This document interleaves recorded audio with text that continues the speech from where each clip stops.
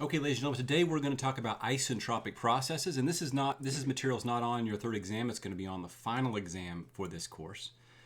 It's a very important lecture here. In fact, a lot of the topics, if you do go into a Thermo 2 situation, you're going to be dealing with isentropic processes significantly.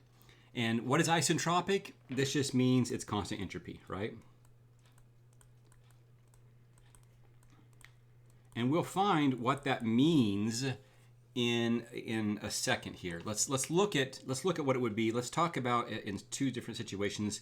Substances that have the vapor dome. You're going to have a vapor dome here, and let me draw that vapor dome a little bit better because it should have a higher side here that should go over like that. That's how the vapor dome really should look on a TS diagram. And let's put 3 pressures here. Let's make this pressure 3, and let's make this pressure 2, and let's make this pressure 1.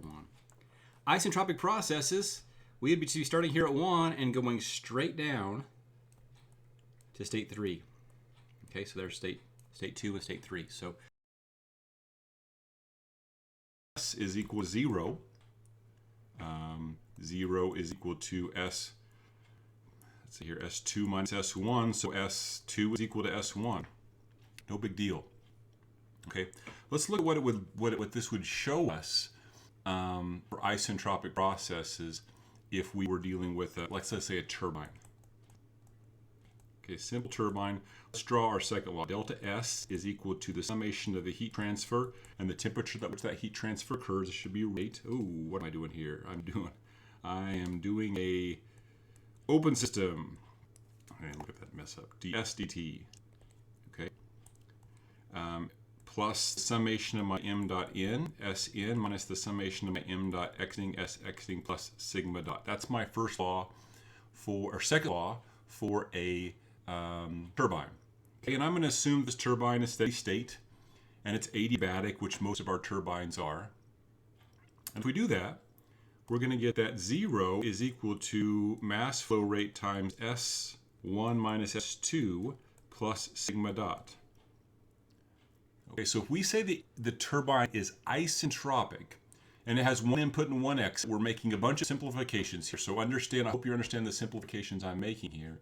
If S1 is equal to S2, well, then this goes to 0, and we have that sigma dot is equal to 0.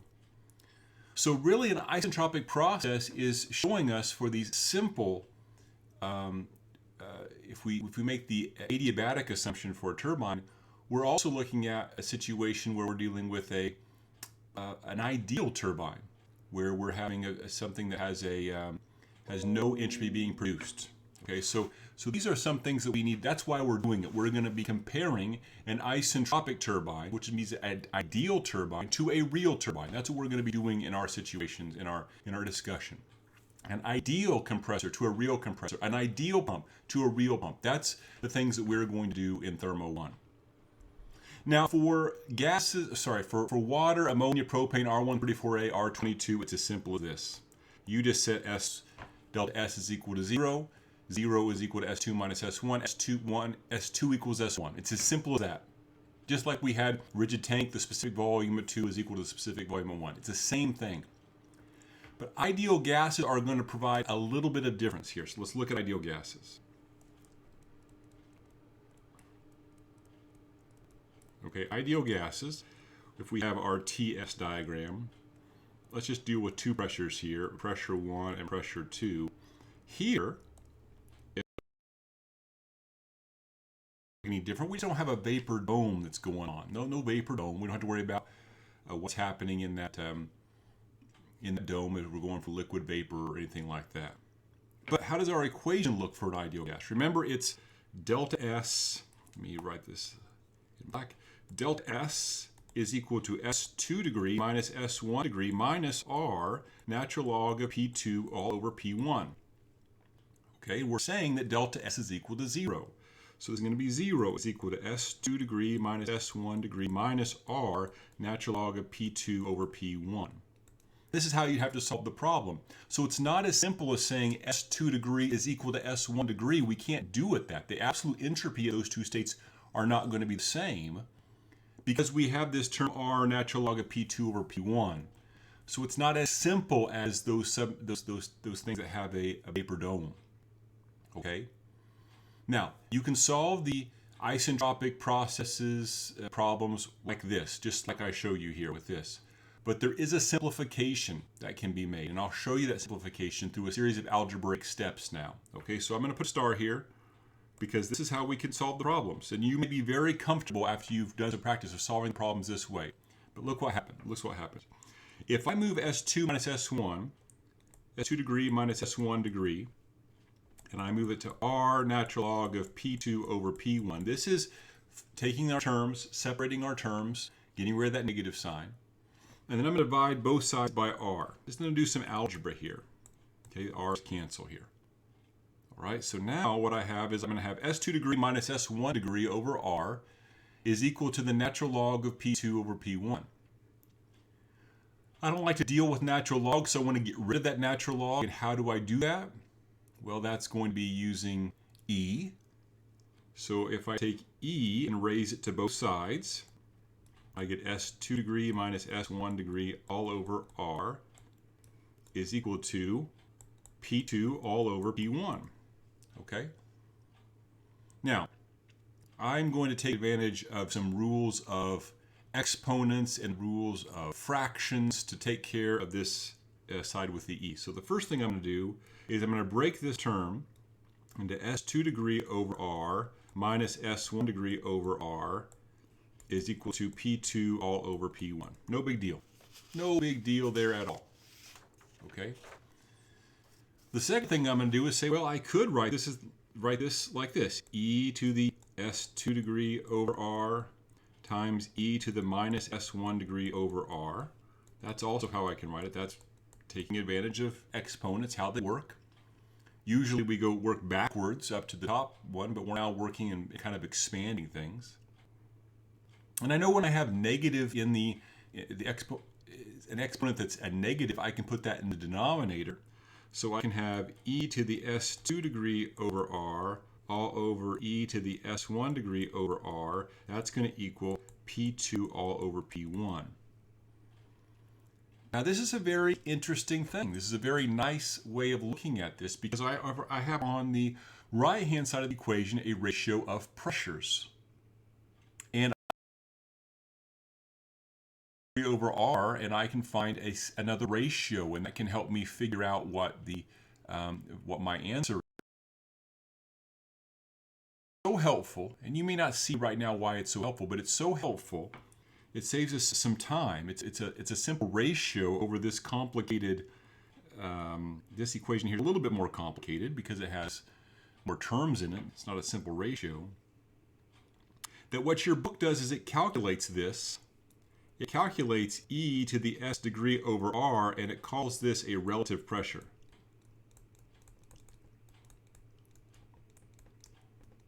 It calls this PR. Now don't think of this as, remember we're saying we reduced pressure that we're dealing with generalized compressibility. This is a different PR. And so what we can do here is we can just say this is going to be PR2 all over PR1 is equal to P2 over P1, and this relationship will only work if we have delta S is equal to 0 for ideal gases.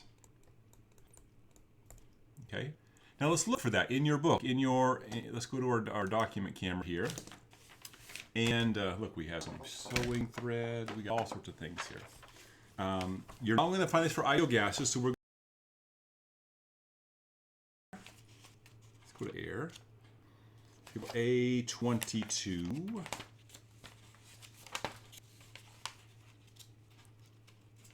And we're going to see now that all these, now we're going to be able to open up all the columns in the ideal gas properties of air.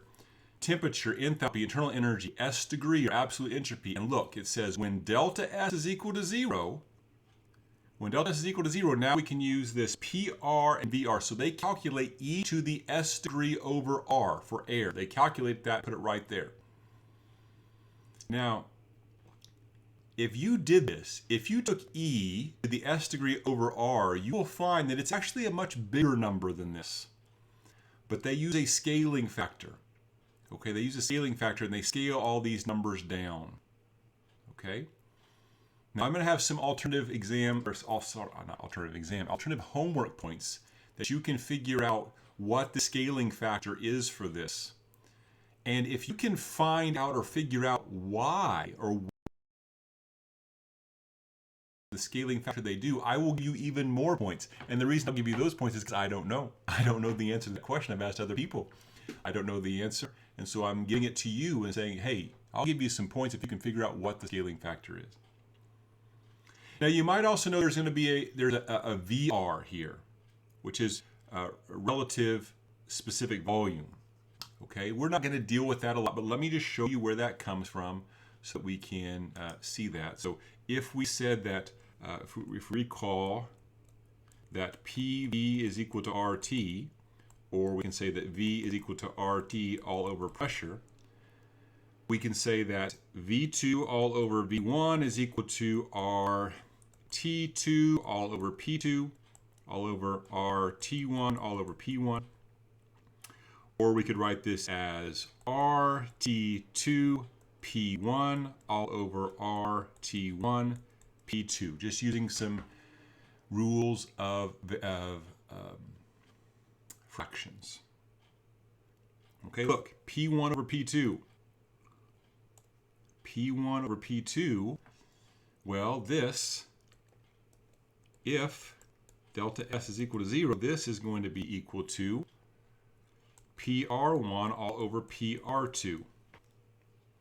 Okay, so let's do that. If this is equal to this, then what we could do here is we can say that V2 all over V1, if delta S is equal to 0, is equal to RT2 PR2 all over RT1 PR1, and we're going to call this term relative specific volume.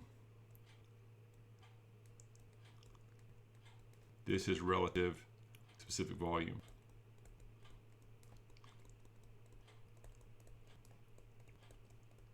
It is called relative specific volume because it's relative to a specific volume, but it isn't a specific volume. It's relative to one.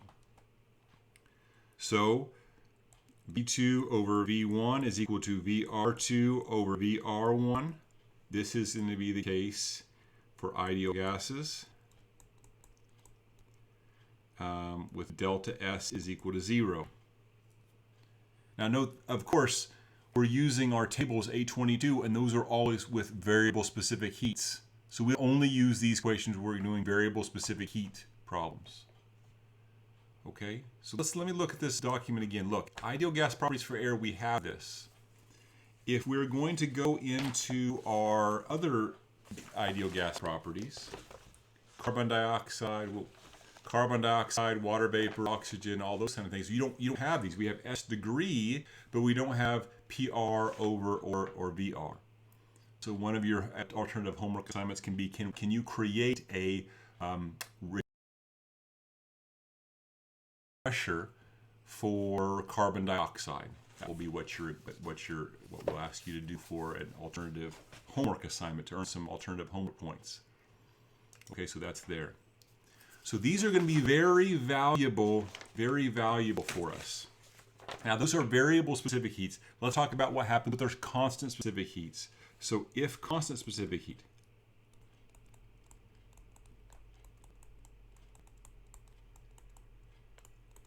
okay, we have this, that delta S is equal to C sub P, natural log of T2 over T1, minus R, natural log of P2 over P1, or delta S is equal to C sub V, natural log of T2 over T1, plus R, natural log of V2 over V1. These are our two constant specific heats. These are ideal gases again, equations.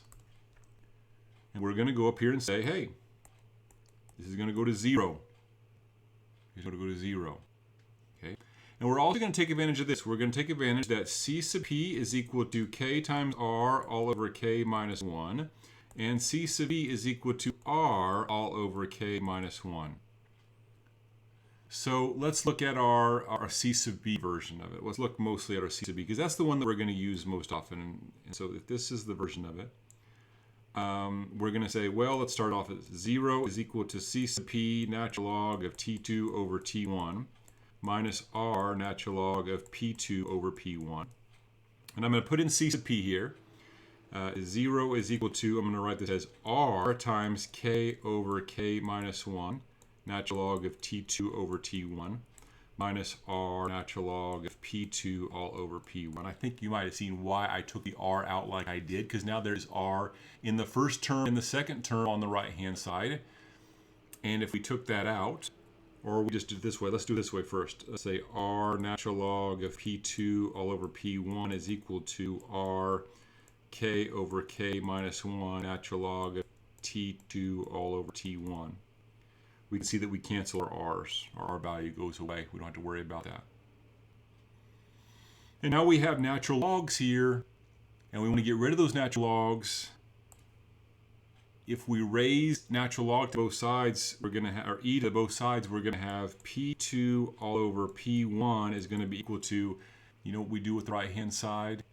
Maybe you don't, but it's just going to be t2 all over t1 to the k all over k minus 1. Okay. Now, what situation do we have here? This is adiabatic. Sorry, this is going to be isentropic, and it's going to be reversible. So it's going to be adiabatic. Okay. These are situations that we're going to be dealing with. So it's going to be also be, if we look at it, it's going to be a polytropic process that's going to happen here. And so we can come up with a lot of these relationships for when delta S is equal to 0, we're dealing with constant specific heat.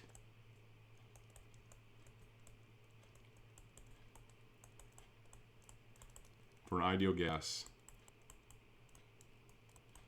We have all these relationships. T2 over T1 is equal to P2 over P1 to the K minus 1 all over K.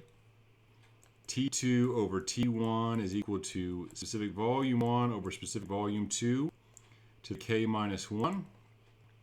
And P2 over P1 is equal to V1 all over V2 to the K. And you might have seen these. These are very familiar to us for those polytropic equations for ideal gases, for constant specific heats. All we're doing is replacing in those equations for K for delta S is equal to 0. So it's a very similar type of development that we've done for these problems. Okay. So this is kind of the guts of what we're going to be dealing with here. This first 18 minutes of the video is about developing these equations and understanding how they work. Okay. The next segment, I'm going to show you how we use these in our day-to-day thermodynamics lives.